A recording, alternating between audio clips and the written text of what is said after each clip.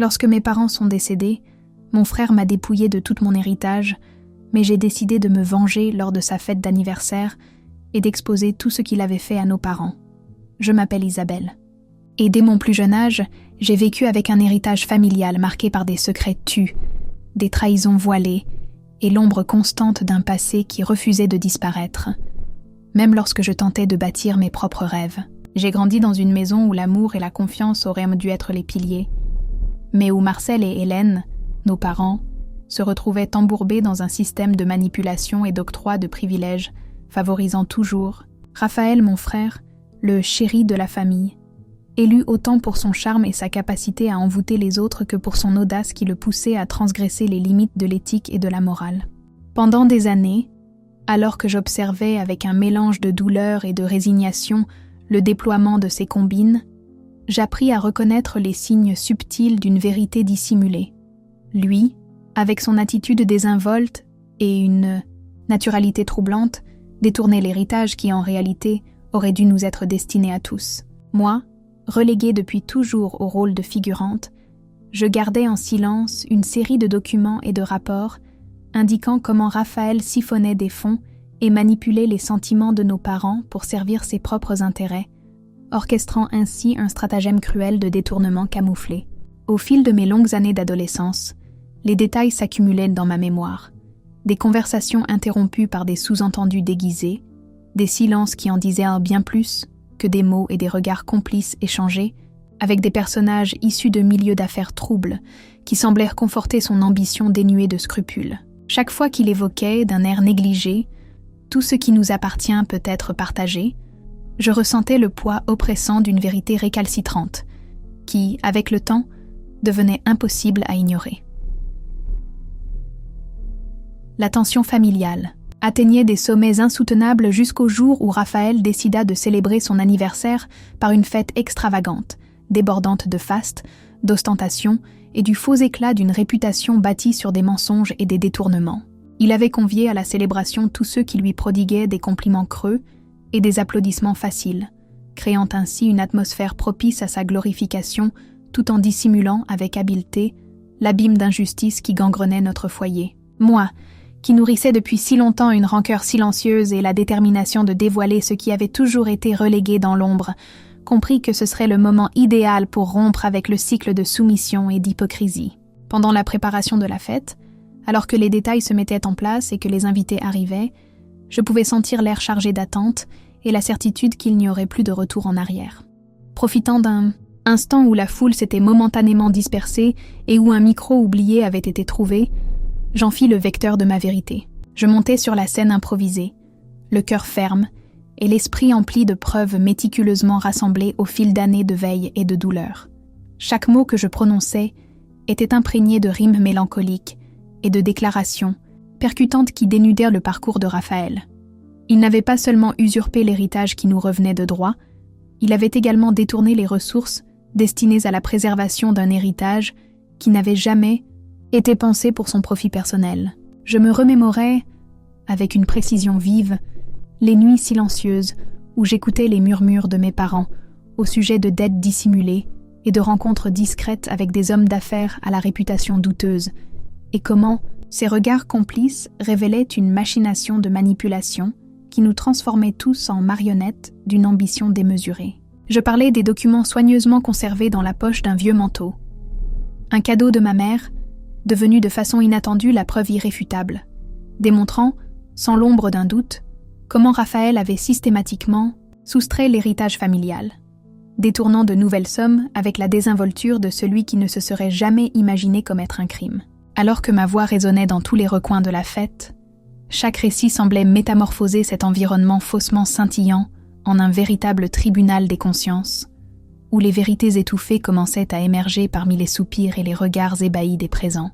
Le poids de chaque mot démasquait non seulement la trahison d'un frère, mais aussi le cheminement d'une famille qui s'était laissée berner et manipulée par une ambition dissimulée derrière des gestes d'affection et de loyauté.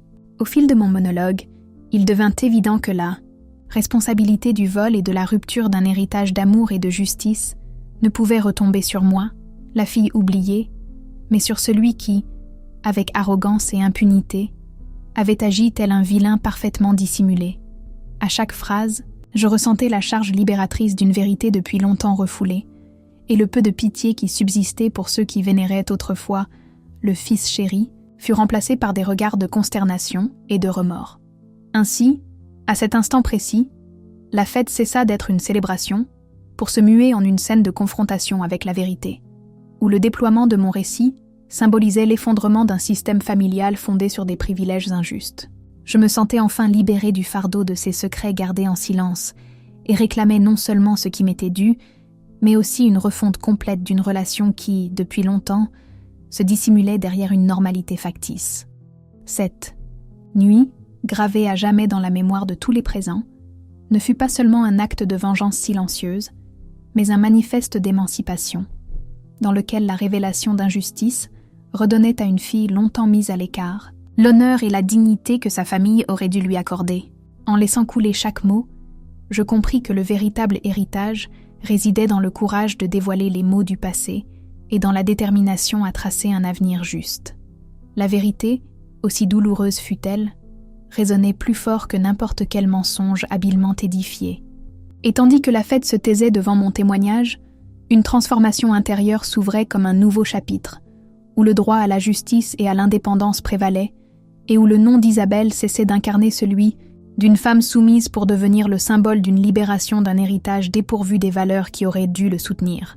Ce moment, chargé d'intensité et de douleur, fut le point de bascule annonçant la chute d'un empire de manipulation et l'ascension d'une force qui, jusque-là réduite au silence, avait choisi d'émerger pour réécrire l'histoire d'une famille, démontrant que la justice, si tardive soit-elle, trouve toujours le moyen de transformer les larmes en force et le silence en vérité. Dans la semaine qui suivit la fête, Raphaël tenta de me contacter à de multiples reprises. Messages, appels, courriels débordant de vaines excuses et de justifications pathétiques. « Ce n'était qu'un malentendu, Isa », disait-il dans l'un de ses messages. « Malentendu » Quelle définition surprenante pour des années de manipulation. Systématique. Je répondis simplement. Je pense que les relevés bancaires n'ont pas eu de malentendu. Les chiffres sont limpides. La famille, comme on pouvait s'y attendre, se divisa. Certains oncles et cousins, ceux qui avaient toujours admiré la génialité financière de Raphaël, me regardèrent désormais avec méfiance et ressentiment, comme si j'étais la méchante de l'histoire, pour avoir osé interrompre le spectacle de mensonges que tout le monde préférait regarder confortablement. D'autres, en revanche, me sollicitèrent en privé, avec des regards honteux et des confidences murmurées. J'ai toujours soupçonné que quelque chose clochait, mais je n'ai jamais eu le courage de poser des questions. Le mot « courage » me revenait souvent. Il a fallu beaucoup de courage, Isabelle. Mais ce n'était pas tant du courage que je ressentais en cette nuit révélatrice. C'était l'épuisement de tant d'années de silence forcé, l'inévitable explosion d'une vérité trop longtemps comprimée. Mes parents, Marcel et Hélène, réagirent de manière diamétralement opposée. Mon père, avec son air toujours si austère, semblait avoir vieilli de 10 ans en une semaine. Assis dans son fauteuil favori, il me demanda, la voix embuée, « Pourquoi n'es-tu pas venue me voir avant, ma fille ?» La réponse resta coincée dans ma gorge, mais mes yeux dirent tout. « Parce que tu n'as jamais voulu voir, père. Parce qu'il était plus commode de croire au fils prodige que de remettre en question les privilèges que tu octroyais toi-même. » Ma mère, en revanche, passa du choc initial à une détermination que je n'avais jamais vue auparavant. C'est elle qui avait fixé la réunion avec l'avocat de la famille, c'est elle qui avait organisé tous les documents que j'avais amassés au fil des années, et c'est elle qui avait confronté Raphaël lors d'un appel téléphonique dont je n'avais pu saisir que quelques bribes. Peu importe que tu sois mon fils. Ce qui compte, c'est que tu as trahi la confiance que nous avions tous. La réunion avec l'avocat, le docteur Moreau, un homme aux cheveux grisonnants et au regard perçant, fut révélatrice à bien des égards. Tandis que j'exposais les preuves, soigneusement regroupées dans une chemise bleue, il secouait la tête lentement, alternant entre surprise et une indignation contenue. « Mademoiselle Isabelle, dit-il enfin en ajustant ses lunettes sur son nez, ces transactions, prises isolément, pourraient s'expliquer par des investissements autorisés par vos parents. Mais le schéma que vous avez identifié, c'est une toute autre histoire. Schéma ? s'enquit mon père en se penchant, les mains tremblantes posées sur ses genoux. Oui, Monsieur Marcel, votre fils n'a pas seulement transféré des sommes considérables sur des comptes personnels, il a organisé ces transferts de façon à échapper au contrôle. Des montants inférieurs à certains seuils, à des dates précises, en passant par des sociétés écrans, cela témoigne d'une préméditation. Le mot « préméditation » plana dans l'air comme un nuage chargé. Ma mère porta la main à sa bouche, étouffant un sanglot, tandis que mon père fermait les yeux, de toutes ses forces, comme pour vouloir éteindre une réalité qu'il ne voulait pas affronter. Le docteur Moreau poursuivit. Nous avons 2 options. Nous pouvons régler cela en interne, avec le remboursement des sommes détournées et une réorganisation du patrimoine familial, ou bien porter l'affaire devant les autorités compétentes, ce qui entraînerait probablement une procédure pénale contre Raphaël. Le silence qui suivit cette déclaration était presque palpable. C'était la différence entre garder notre tragédie familiale confinée à la maison ou l'exposer au grand jour. C'était la différence entre offrir à Raphaël une chance de rédemption ou le voir potentiellement affronter les conséquences légales de ses actes. Moi, qui avais passé des années à amasser des preuves et à tout exposer lors d'une fête bondée, me sentais désormais étrangement déchirée. Non pas par compassion pour mon frère, mais par une lucidité soudaine quant à ce qui importait réellement pour moi. Il ne s'agissait pas de voir Raphaël puni, mais de rétablir la justice dans notre famille et de récupérer ma voix qui avait été étouffée pendant tant d'années. « Je veux qu'il rende tout », déclarai-je enfin, avec une sérénité qui surprit même moi-même. « Je veux qu'il signe un document reconnaissant ses faits, en présence de toute la famille. Et je veux qu'une partie du patrimoine soit affectée à une fondation éducative en l'honneur de nos grands-parents, qui avaient toujours prôné l'honnêteté avant tout. » Mes parents me regardèrent comme s'ils voyaient ma fille pour la première fois. Non plus comme la discrète, toujours dans l'ombre du frère éclatant, mais comme une femme de principe et de clairvoyance. « Et s'il refuse ?» demanda ma mère d'une voix basse. « Alors nous opterons pour la voie judiciaire, » répondis-je sans hésiter.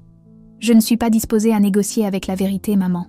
Nous avons trop longtemps cédé au compromis. » Le docteur Moreau acquiesça, discrètement, en refermant sa chemise de documents. « Je vais préparer les termes comme vous l'avez souhaité, mademoiselle Isabelle.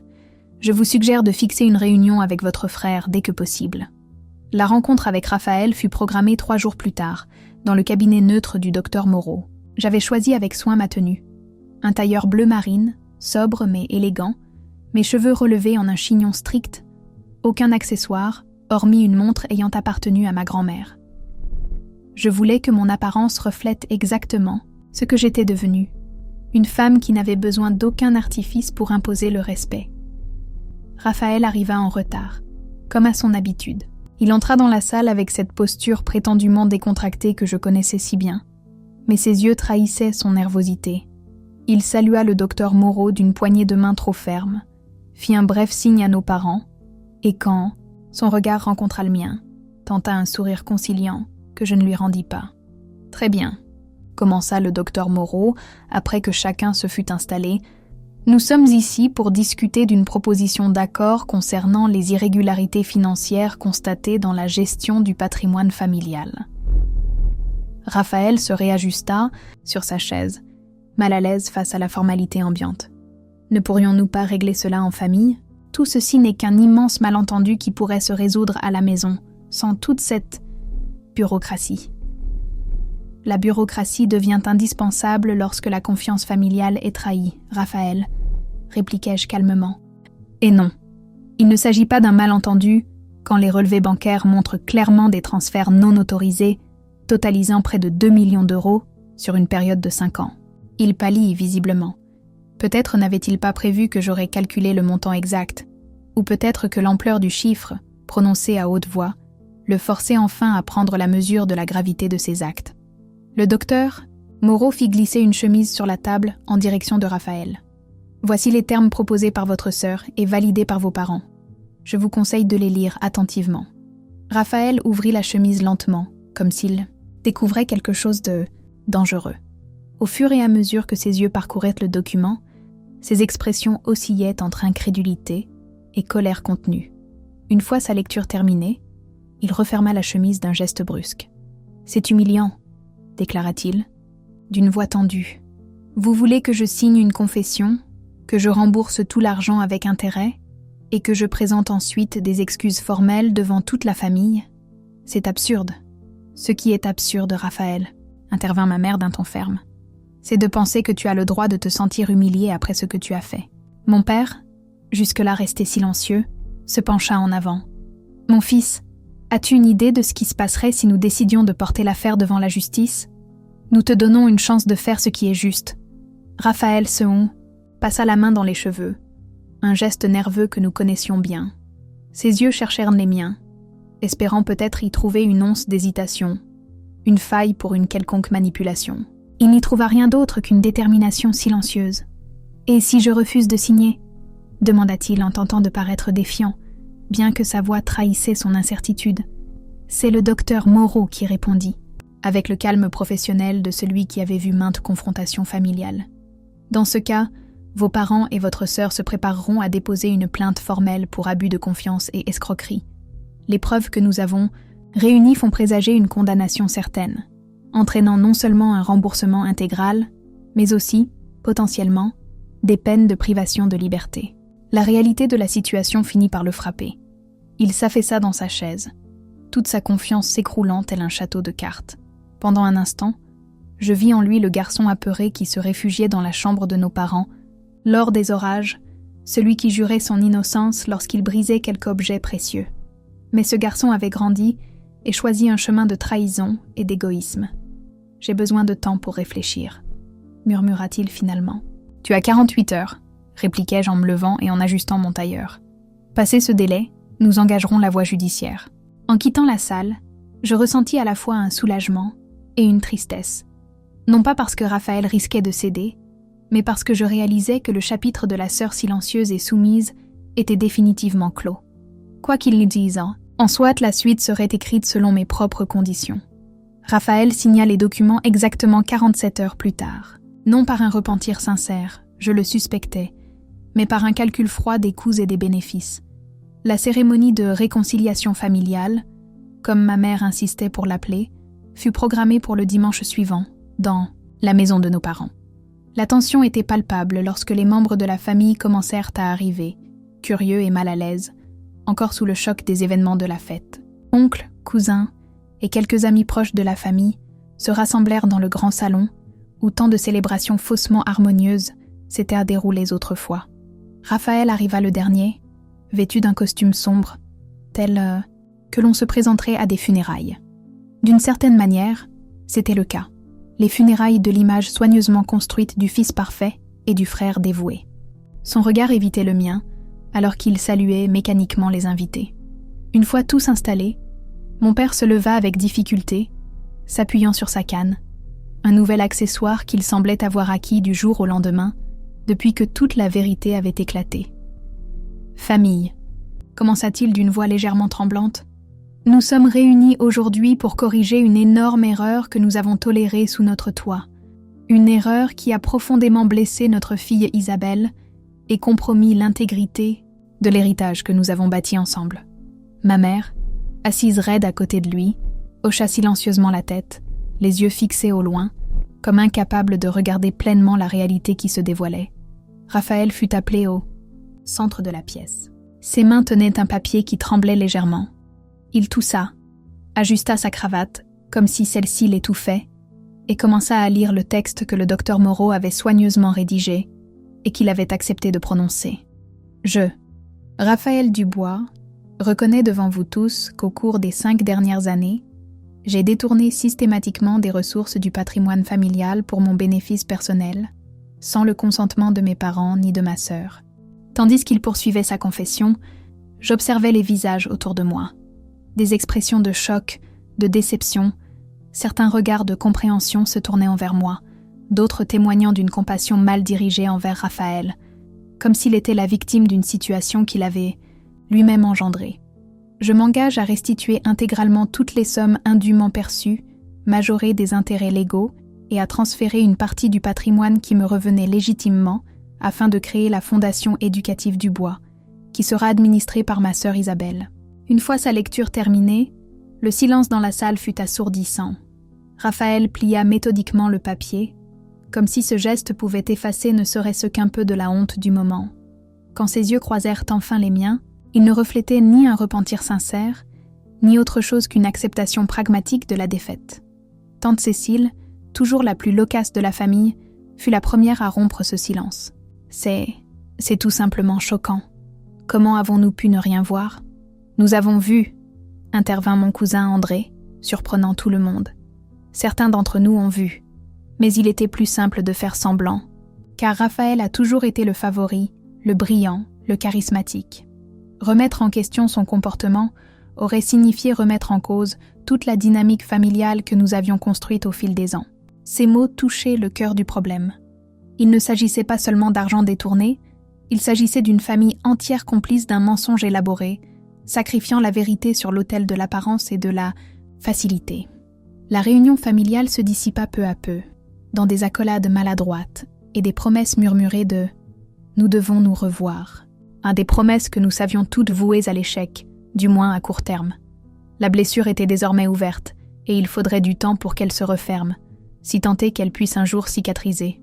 Raphaël fut le premier à quitter la pièce, sans même dire au revoir. Lorsque la porte se referma derrière lui, je sentis un poids se dissiper de mes épaules. Pas complètement, certes, mais suffisamment pour que je puisse respirer plus librement. Quand des années, 3 mois s'écoulèrent depuis ce dimanche de confession.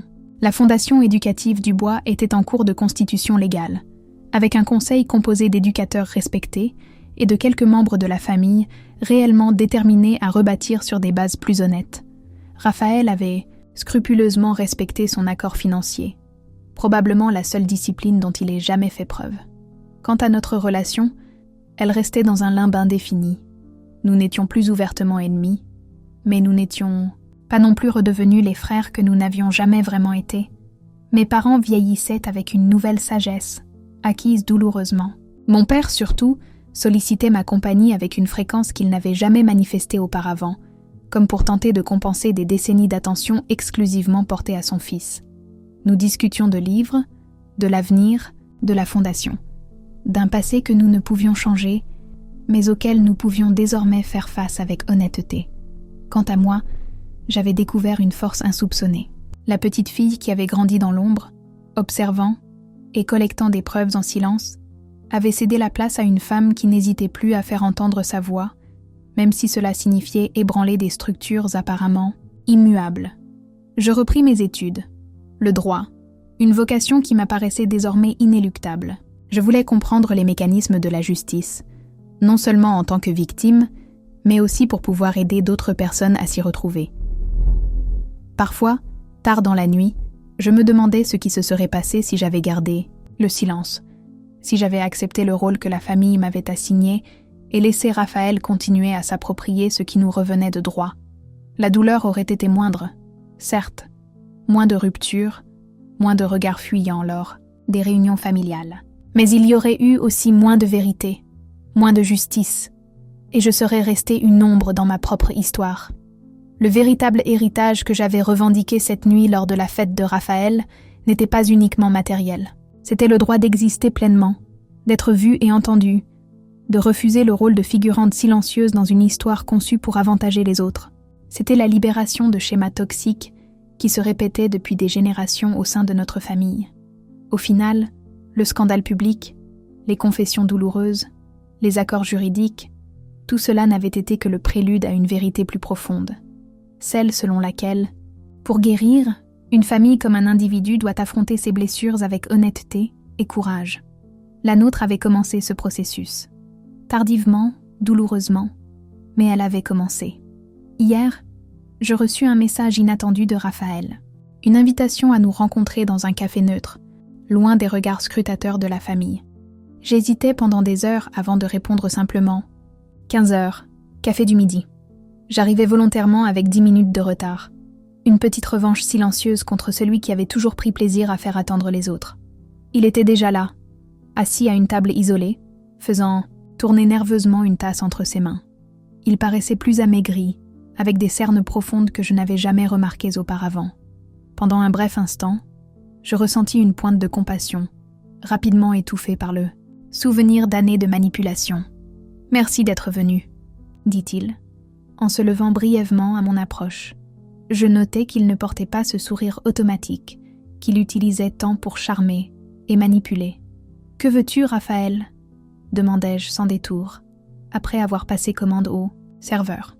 Il soupira profondément, comme pour rassembler son courage. « Je pars », annonça-t-il enfin. « J'ai accepté une proposition d'emploi à Lyon. Je commence le mois prochain. » Je haussai les sourcils, sincèrement surprise. « La France ?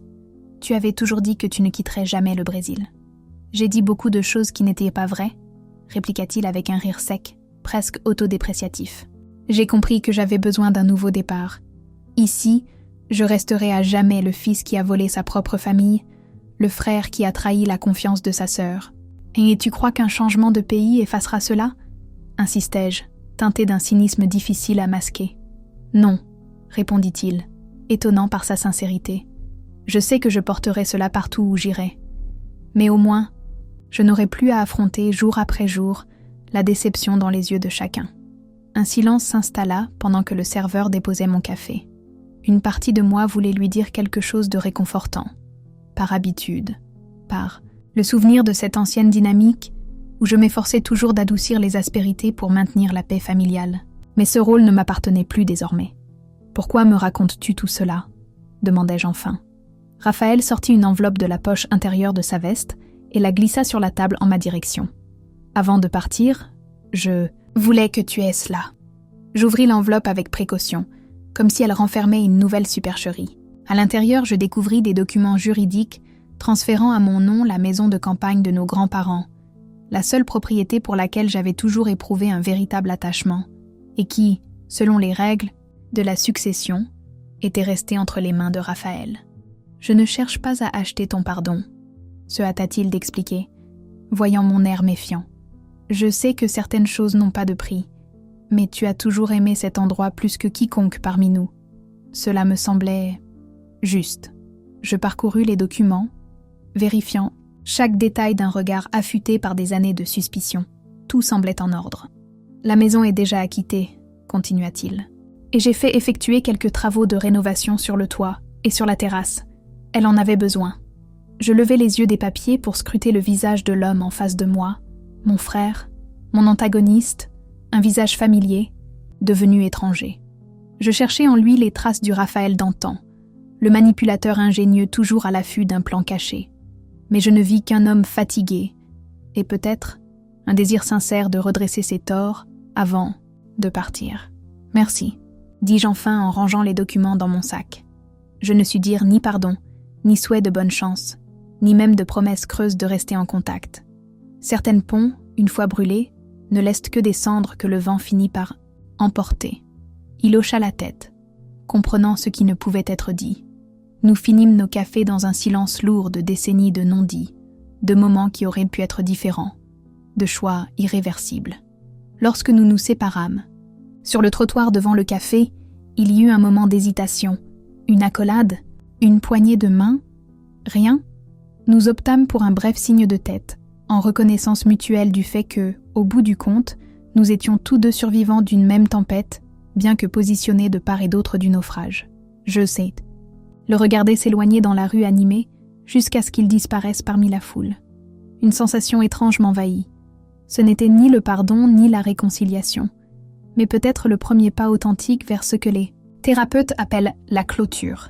La certitude que certaines histoires ne se terminent pas par de grandes révélations ou des accolades passionnées, mais par l'acceptation simple que chacun suivra sa propre voie, en portant ses vérités et ses conséquences.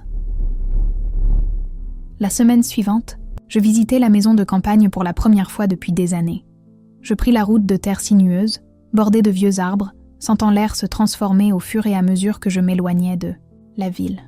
La maison apparut au détour du chemin, exactement comme dans mes souvenirs les plus doux, une véranda spacieuse, des fenêtres bleues et une balançoire en bois où j'avais passé tant d'après-midi à lire, pendant que nos grands-parents discutaient, assis sur de vieux fauteuils en osier.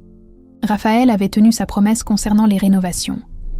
Le toit était neuf, la terrasse refaite, et les murs fraîchement peints dans ce ton ocre que ma grand-mère avait toujours qualifié de couleur parfaite pour embrasser le coucher du soleil. Je passais la journée entière là-bas, rouvrant des fenêtres longtemps closes, laissant le soleil et le vent purifier des années d'absence. Dans un tiroir oublié, je découvris un vieil album photo. Nous étions enfants, Raphaël et moi bâtissant des châteaux de sable sur une plage proche, nos sourires insouciants figés sur des pages jaunies, une innocence qui semblait appartenir à une autre vie, à une histoire alternative, où nos chemins ne s'étaient pas écartés de façon aussi radicale. Assise sur la véranda au crépuscule, l'album sur les genoux et une tasse de thé à la main, je compris que le véritable voyage ne faisait que commencer. La révélation publique lors de la fête, la confrontation juridique, le remboursement financier, tout cela n'avait été que le prélude à une histoire plus authentique, celle de la reconstruction, de moi-même, de ma relation avec mes parents, de ma compréhension de ce que signifiait vraiment être une famille, un héritage, appartenir. La maison de campagne deviendrait mon nouveau départ. Non seulement une propriété récupérée, mais un symbole de ce que je choisissais de préserver du passé, tout en construisant un futur à mes conditions. J'avais décidé d'en faire le siège rural de la fondation éducative, un lieu où des enfants de milieux défavorisés pourraient accéder à des livres, à l'art, à la nature et aux opportunités que j'avais failli perdre au milieu des ombres d'une dynamique familiale, pervertie. Et tandis que j'observais le soleil se coucher derrière les collines, teintant le ciel de nuances d'orange et de pourpre, je ressentis une paix que j'avais tant cherchée. Ce n'était pas la fin idéale d'un conte de fées, c'était mieux parce que c'était réel. C'était le mien, conquis par des larmes, du courage et une détermination que je ne soupçonnais pas posséder avant de devoir la découvrir en moi. Je pensais à toutes les Isabelles qui existent à travers le monde, des personnes réduites, au silence, cantonnées dans l'ombre, persuadées que leur rôle se limitait à observer pendant que d'autres s'emparaient de ce qui leur revenait de droit. J'espérais que, d'une manière ou d'une autre, mon histoire pourrait leur parvenir, leur murmurer « Il y a du pouvoir dans ce silence attentif, de la force à connaître la vérité, et une libération quand on parvient enfin à la proclamer. Et moi, Isabelle, je ne suis plus définie par l'héritage qui m'avait failli être volé, mais par la vérité que j'ai eu le courage de révéler et par l'avenir que je construis désormais de mes propres mains. Tel est l'héritage, que nul ne pourra jamais m'enlever. La certitude que, lorsque l'on trouve enfin sa voie, on découvre qu'elle était là, attendant le moment opportun pour transformer non seulement notre histoire, mais aussi celle de ceux qui viendront après nous.